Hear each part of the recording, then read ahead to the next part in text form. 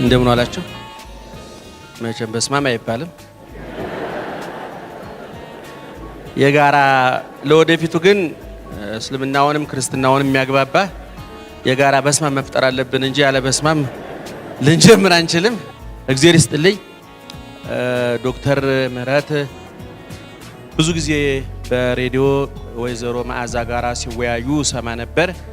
ብዙ ጊዜ ከአሜሪካ ወደዛ ሀገር የሚመጡ ሰዎች የአበባ እርሻና ሆቴል ነው የሚከፍቱት። ዶክተር ምህረት አስተሳሰብ ላይ መስራት አለብኝ ብለው ሲመጡ ምን ያህል ሰው ሊሰማቸው ይችላል ብዬ ሰግቼ ነበር። በጣም ተስፋ የሰጠኝ ማስታወቂያው ከተለቀቀ በኋላ እኔ መለቀቁን አልሰማሁም። ወደ 39 የሚሆኑ ሰዎች ደውለውልኛል። ስለዚህ ብዙ ሰው ከአመጋገብ ይልቅ ለአስተሳሰብ ቦታ እየሰጠ ነው ማለት ነው። እግዚአብሔር ይስጥል። በጣም እናመሰግናለን። እንዲህ አይነት ሰዎች ህብረተሰብን ይሰራሉ ብዬ አምናለሁ። ያልተሰራ ማህበረሰብ ምን አደጋ ሊያመጣ እንደሚችል ከኛ ከአፍሪካውያን በላይ ምስክር ሊኖር አይችልም። እንግዲህ ሀገር ለም ማሞቂያና መቀዝቀዣ ዶክተር ምህረት በኖሩበት ሀገር አሜሪካ በበጋ ማቀዝቀዣ አለ፣ በክረምት ማሞቂያ አለ። እዚህ ሀገር ማሞቂያውም ሆነ ማቀዝቀዣው ኦፍና ኦኑ ከሰማይ ነው። እግዚአብሔር ነው ኦፍም የሚያደርገው ኦንም የሚያደርገው። አንድ ሸሚዝ አመት መልበስ እንችላለን። በጣም ይገርመኛል። አሁን ነው የገባኝ። እኔ ካናዳና አሜሪካ ደርሼ ስመጣ አንድ ሸሚዝ አመት እንለብስ ሲዝናል አይደለም የኛ። እግዚአብሔር ይክበር ይመስገን።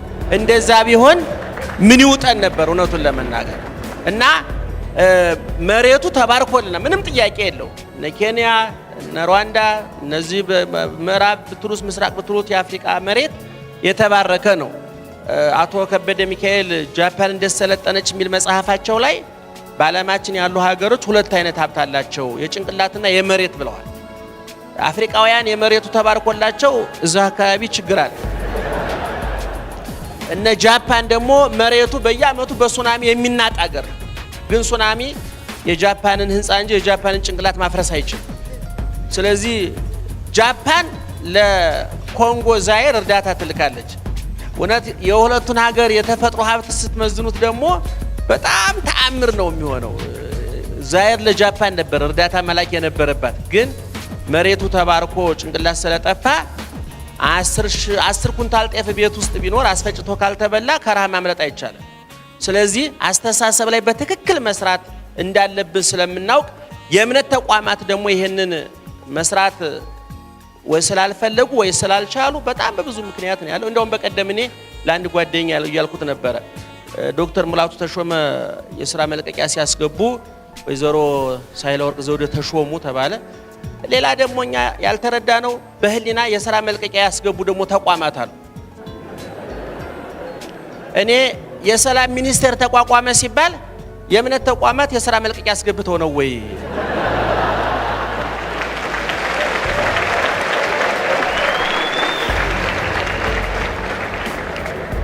ወደ 98% አማኝ ባለበት ሀገር ፖለቲከኞች የሰላም ሚኒስቴር ሲያቋቁሙ የእምነት ተቋማት እውነቱን ለመናገር ሳያውቁት ሙተዋል።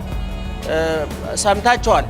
እስልምና ጉዳዮች ምክር ቤት ችግር ተፈጥሮ ጠቅላይ ሚኒስትሯቸው ያስታረቋቸው፣ በኦርቶዶክስም ችግር ተፈጥሮ እሳቸው ናቸው ያስታረቋቸው። ይሄ በእውነት የትንፍጭ ዶቄቱን አንጭኩን እንደው ተቀበል ነው እንጂ ያማል። እውነቱን ለመናገር ሞራል ይነካል። መስጊዶችና አብያተ ክርስቲያን ሊያስቡበት ይገባል ብዬ አስባለሁና አስተሳሰብ ላይ ግን እንደ ዶክተር ምህረት አይነት የሚሰሩ ሰዎች ያስፈልጉናል። ያብዛልን። እናንተም አስባችሁ አስተሳሰባችን መሰራት አለበት ወይም ደግሞ ሐሳብ መካፈል አለብን ማለት ስለመጣችሁ እግዚአብሔር ይስጥልን። እኔ እንዲህ አይነት በፓወርፖይንት በምናምን መናገር አልችልም። እንደምታውቁት እነ ዶክተር ምህረት የኖሩበት ስለሆነ ጎበዝ ናቸው። እኔ ግን ብዙ ነገር አስቤ መጣና ሐሳቡ ይበታተናል።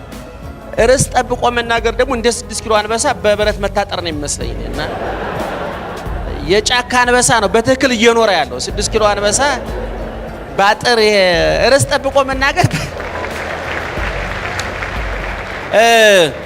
ቅድም ዶክተር ምህረት የጠቀሱት ህሊና ወደ እሳቸው ሲጋብኙ ዛሬ ኪዳነ ወልድ ክፍሌ መዝገበ ቃላት የግዕዝ መዝገበ ቃላት እያስነበብኩ ነበርና እስኪ እነዚህ የእውቀት ምንጭ የምንላቸው ምን ምንድናቸው ብዬ እየፈለኩ ነበር እና ህሊና፣ ልቡና፣ አእምሮ፣ ናላ፣ ልብ፣ ልባዌ የሚሉት በተለያየ ቃል የተጠሩ ግን አንድ አይነት ሐሳብ ናቸው። የሚገርማቸው ነገር ይሄ ህሊና ሐለየ ማለት አሰበ ማለት ነው። ህሊና ሐሳብ ማለት ነው። ለበወ አወቀ፣ አስተዋለ፣ አመዛዘነ፣ መጠነ፣ ለካ ማለት ነው። ልቡና ማለትም ማስተዋል ማወቅ ማለት ነው። አእምሮ ማለትም በንዑስ አንቀጽ ሲሆን ማወቅ ነው።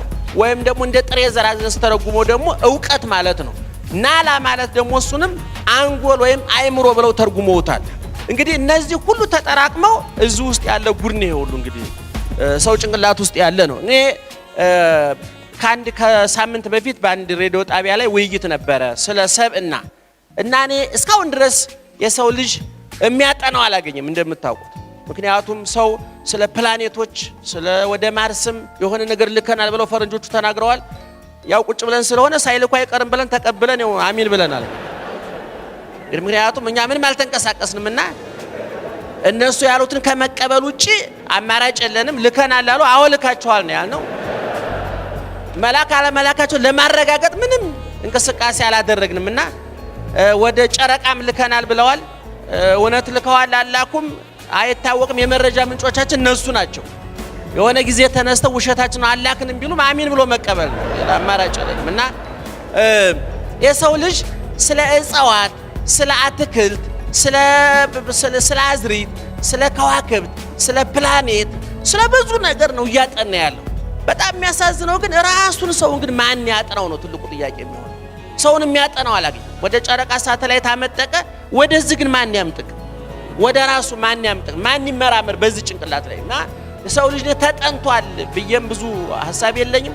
እንዴ ቁርጥራጭ ነገሮች አሉ። ምልክ አስተሳሰብ ቁርጥራጭ ጥናቶች አሉ። በሃይማኖቱም ውስጥ ቁርጥራጭ ነገሮች አሉ። በስነ ልቦናውም በፍልስፍናውም ብዙ ቁርጥራጭ ነገሮች አሉ። እነዚያ ግን ሙሉ በሙሉ ሰውን ለማወቅ በቂ አይደሉም። እውነቱን ለመናገር ሽርፍራፊ ነገሮች ናቸው። ምክንያቱም እኔ ከዚህ በፊት እንደተናገርኩት ሌሎች ምርቶች ሲመረቱ ማኑዋል አላቸው። ለምሳሌ ቴፕ ስትገዙ የቱ ጋር መንካት እንዳለባችሁ ብዙ ጊዜ በእንግሊዝኛ ስለሆነ የኛ ሰው አበላሽቶ ነው የሚለማመደው እንጂ ፈረንጆቹ አንድ ሞባይል ሲያመርቱ ሙሉ የህይወት ታሪኩን የሞባይሉ እዛ ላይ ይጽፉታል። ያ ግን በእንግሊዝኛ ወይ በቻይንኛ ነው የሚጻፈው።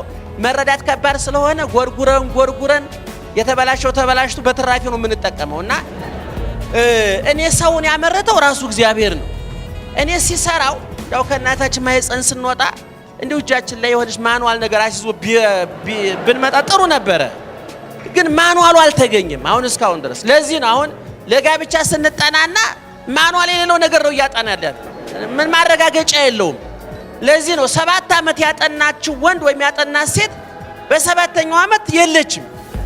ምክንያቱም ያለ ማኑዋል በዳበሳ ነው እየተጠና የነበረው። ለዚህ ነው አንዳንድ ጊዜ አንዳንድ እህቶች ብዙ አጥንቸው ነበረ ግን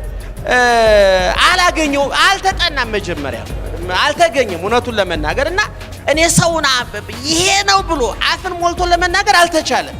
ምክንያቱም ራሱ እግዚአብሔር ቢነገረን ጥሩ ነበር። ሰው እግዚአብሔር በጥቅሉ የነገረን ሰው ጥሩ ነው ብሎ ነው፣ ሰው ክቡር ነው ብሎ ነው የነገረን።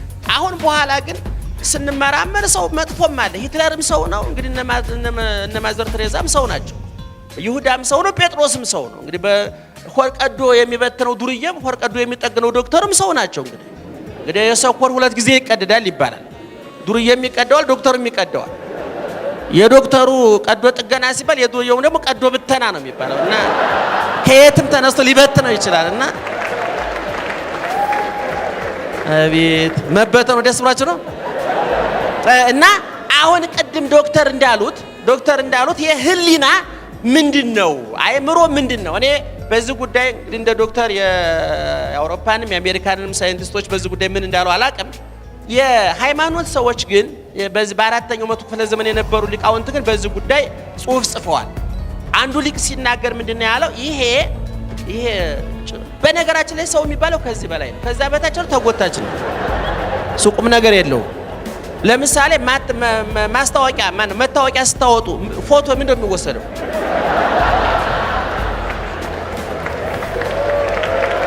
እንዴ ተረታችሁኛል? መታወቂያችን ላይ ያለው ምናችን ነው? ፊታችን ነው አይደል? እግራችን ይሆናል? ሆዳችን ይሆናል? አይሆንም። ሰው የሚባለው እኔ ከዚህ በላይ ነው ያለው ይመስለኛል። ምክንያቱም ብዙዎቹ የመረጃ ምንጮች ከዚህ በላይ ነው። ጆሮ እዚህ ጋር ነው። አምስቱ የስሜት ሕዋሳት አራቱ እዚህ ላይ ነው ያለው። ስለዚህ ሁሉም የተከማቸው መሀል ከተማ ላይ ነው፣ እዚህ አካባቢ ነው። እና ይሄ ይላል ቅድም የነገርኳችሁ ሊቁ ሲናገር ይሄ በጣም ጠንካራ አጥንት ነው ይላል። ይሄ በጣም ጠንካራ አጥንት ነው። እግዚአብሔር ይሄንን ጠንካራ አጥንት እዚህ ጋር ያደረገው ከውስጡ ከባድ የሞትም የህይወትም የመውደቅም የመነሳትም ምንጩ እዛ ውስጥ ነው ያለው። ስለዚህ ለምሳሌ አሜሪካ በጣም ከሚጠብቁት ድርጅታቸው መካከል እንግዲህ አንዱ ኒውክሌር ነው የሚመስለኝ። እንዴት እንደሚጠብቁት አላውቅም። ፕሬዝዳንቶቹ ሲሾሙ የኒውክሌር ቁልፍ ይቀባበላሉ ነው የሚባለው።